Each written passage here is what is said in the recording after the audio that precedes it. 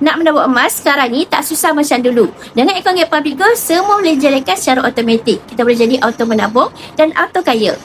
Ramai yang gagal menabung sebab satu je masalah, iaitu tak konsisten. Kadang bulan ni menabung, bulan depan lupa. Bulan lagi satu bajet lari. Lama-lama tabungan kita berhenti separuh jalan dan emas kita tak bertambah. Mentor Fizatul Syafi'i selalu pesan, kalau nak berjaya menabung ni, kita kena set auto debit selama 5 tahun. Public Gold ada buat sistem yang di mana kita boleh terus tolak daripada akaun bank kita setiap bulan tanpa gagal. So, Fiza cadangkan menabunglah minimum RM200 untuk sebulan. Selain pada kita dapat kumpul emas setiap bulan, tuan-puan akan dapat juga berpeluang menang cabutan emas setiap bulan. Dina ataupun gold bar secara percuma.